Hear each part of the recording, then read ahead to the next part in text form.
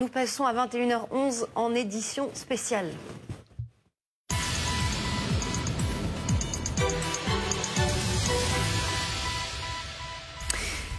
À 21h11, édition spéciale consacrée bien sûr à ce qui se passe aux États-Unis. Les États-Unis à l'heure de l'investiture de Donald Trump. Ce sera demain bien sûr à suivre en direct sur BFM TV. Mais on assiste à une montée en puissance des festivités pour,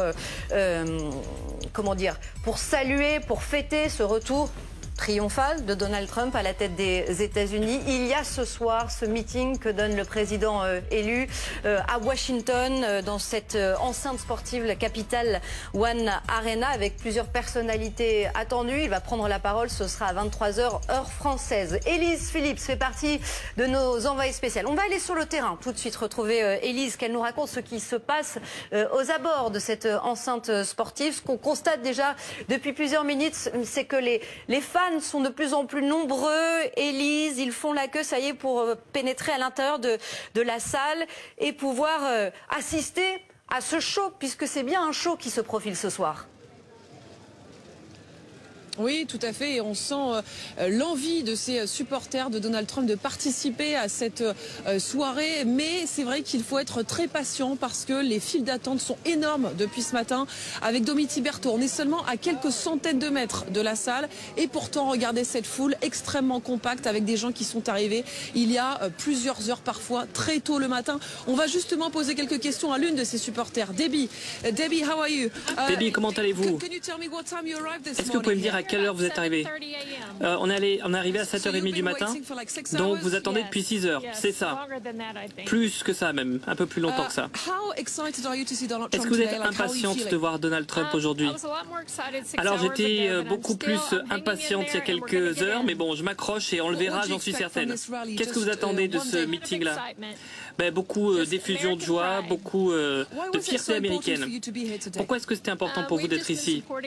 Nous, on le soutient depuis 2015 et pour nous, c'était tout à fait naturel d'être ici, de montrer notre soutien pour lui et pour notre pays. Et demain, qu'est-ce que vous allez faire? Eh bien, on avait des tickets pour voir l'investiture, mais maintenant c'est à l'intérieur, donc j'espère qu'on pourra suivre les événements. Merci. Voilà Debbie qui, comme beaucoup de ces personnes ici, avaient des tickets pour aller à l'investiture demain. On sait que les plans ont été changés à cause de la météo.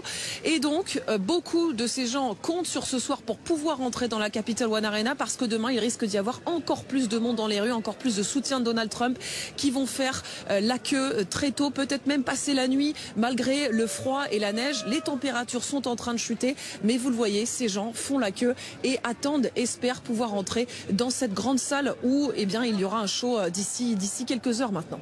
Et effectivement, ils sont de plus en plus nombreux. Merci beaucoup, Élise Phillips. Et à tout à l'heure. Je vais saluer ceux qui vont nous accompagner ce soir pour cette édition spéciale. Nous sommes évidemment toujours avec Anne-Charlène Bézina et Olivier Ravanello. Nous avons été rejoints par Stéphane Bureau, consultant États-Unis de BFM TV. Bonsoir Stéphane, ravi de vous retrouver. Anne Kratz est avec nous. Bonsoir. Bonsoir. Vous êtes docteur en histoire et chercheuse au Quincy Institute de Washington. Bienvenue. Renaud Girard, bonsoir. Vous êtes grand reporter international au Figaro. Et Guillaume Fard est aussi avec nous, Guillaume, pour parler évidemment des enjeux sécuritaires qui entourent cette investiture de Donald Trump. Ce sera demain à Washington. Stéphane, peut-être d'abord un mot sur ces images-là qui nous parviennent grâce à tous nos envoyés spéciaux sur le terrain. Franchement, alors on a des images de l'intérieur de la salle, on va les voir. Capital One Arena, ah oui, c'est assez dingue, effectivement, ça vaut le coup d'être vu. L'ambiance à l'intérieur de cette salle, cette enceinte sportive où il va donc tenir ce soir son meeting et ce discours à 23h attendu, donc à 23h Donald Trump va s'exprimer. On le voit, hein, Stéphane, la salle est déjà quasiment comble. Hein. Oui, il faut voir qu'il y a deux choses à retenir. Il y a 240 000 personnes qui espéraient demain être devant le Congrès pour voir le président prêter serment. Ça n'arrivera pas. Il n'y en a que 600 chanceux qui seront présents pour ce moment très important. Donc, probablement, beaucoup de gens un peu frustrés, fâchés de ne pas assister au spectacle et qui se sont battus pour assister aujourd'hui à l'événement. On a vu qu'on faisait la queue à 6 heures. Puis derrière ça aussi, c'est symboliquement ce que ça représente. Donald Trump, à la veille ou la veille de son investiture, est toujours en campagne. c'est un président qui n'arrêtera pas d'être en campagne. Il va continuer à aller voir les foules, j'en suis convaincu. On l'a vu à Los Angeles avec les incendies. Il était à l'attaque contre les démocrates qui contrôlent depuis toujours l'État, enfin toujours depuis très longtemps, et particulièrement la maire et le gouverneur. Il n'y avait aucun intérêt particulier, sinon que de comprendre qu'il est à son meilleur et probablement lui le plus heureux quand il joue ce rôle, quand il est à l'offensive et partisan. Mais en même temps, on peut se demander, partisan au sens traditionnel aux États-Unis, est-ce qu'il est républicain, est-ce qu'il est démocrate? Non, parce que je suis toujours convaincu que ce n'est pas un républicain.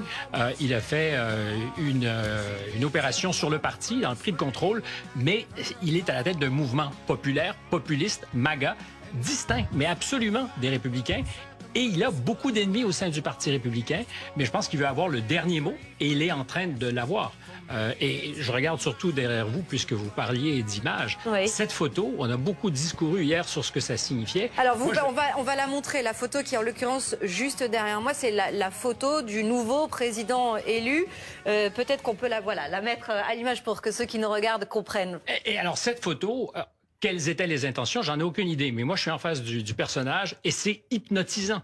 Ça fonctionne. L'homme du marketing, l'homme qui nous dit... Il vous hypnotise là quand vous le regardez? Mais prenez 3 secondes, regardez, il y a quelque chose qui fonctionne. Ouais. Alors, c'est peut-être terrifiant, c'est peut-être glaçant, mais encore une fois, le metteur en scène de son œuvre, parce que c'est lui le metteur en scène de son œuvre, a fait un choix provoquant, avec son petit sourcil circonflexe qui semble dire « Ah, vous pensiez que j'étais sorti de l'équation, mais non ». Pas du tout.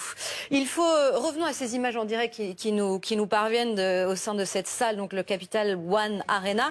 On est dans le quartier de Chinatown de Washington. Olivier, il faut aussi raconter ceux qui vont se succéder ce soir à la tribune, ce qui va se passer dans cette salle, parce que ça raconte aussi quelque chose. Oui, il va y avoir à la fois, il va y avoir quand même une ambiance assez masculine, assez viriliste. Oui. Des représentants ou des figures du monde du catch, du monde de la boxe. On parlait de la venue d'Elon Musk, elle est encore en suspens, donc on verra si le génie bon ou mauvais de Donald Trump sera là pour chauffer la salle lui aussi. Une façon de rendre hommage en tout cas, ou de rassembler l'ensemble des électeurs. Ils ont été extrêmement nombreux et sans doute, il faut le rappeler, beaucoup plus divers que la perception qu'on peut en avoir. C'est vraiment une Amérique très composite qui a voté Donald Trump, qui va qui d'une certaine manière aussi a dû attention à ce que vous dites. A dû voter Elon Musk. Ce qu'il faut dire, Anne Crête, c'est que ce qui se passe là en direct sous nos yeux n'est pas totalement normal. C'est-à-dire qu'un meeting la veille d'une investiture pour un président élu, c'est quand même exceptionnel. On est d'accord? Oui, je crois qu'en tant qu'historien, je crois que je peux dire qu'on est en train d'entrer dans une nouvelle ère.